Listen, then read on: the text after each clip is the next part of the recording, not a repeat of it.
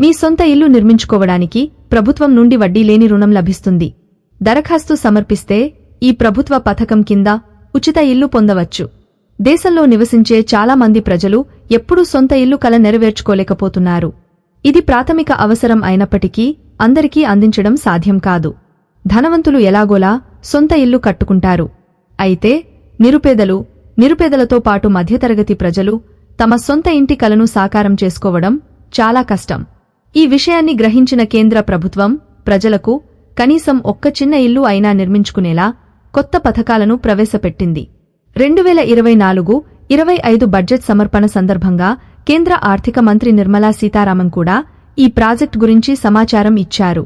ఈ పథకం చాలా మందికి చేరువైన పథకం. ప్రధానమంత్రి ఆవాస్ యోజన ప్రారంభించినప్పటి నుంచి ఇప్పటి వరకు చాలా ఇళ్లు నిర్మించబడ్డాయి. దాదాపు 40 లక్షల కాంక్రీట్ ఇళ్లను నిర్మించారు.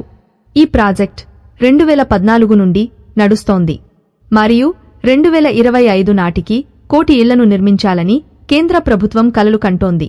ప్రధానమంత్రి ఆవాస్ యోజన విజయవంతానికి ప్రభుత్వం ఇప్పటికే చాలా డబ్బును కేటాయించింది. అలాగే ఇల్లు కట్టడానికి చాలా డబ్బు ఖర్చు చేసింది.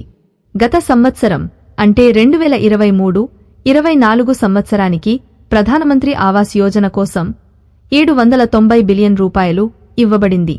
ఇప్పుడు అంటే 2024-25 సంవత్సరంలో ఈ మొత్తాన్ని 15% పెంచారు.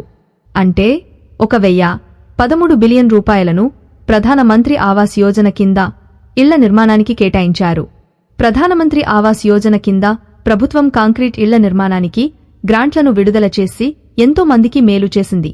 ప్రతి ఒక్కరూ తమ సొంత ఇంటి పైకప్పును నిర్మించుకోవడానికి మరియు ప్రభుత్వం నుండి సబ్సిడీ పొందేందుకు బ్యాంకుల నుండి రుణ సౌకర్యం పొందవచ్చు. బ్యాంకులు, ప్రభుత్వ సంస్థలు, వాణిజ్య సంస్థలు ఇంటి నిర్మాణానికి రుణ సదుపాయం కల్పిస్తాయని మీరు ఎక్కడ రుణం తీసుకున్నా ప్రధానమంత్రి ఆవాస్ యోజన కింద సబ్సిడీ సొమ్మును పొందవచ్చు.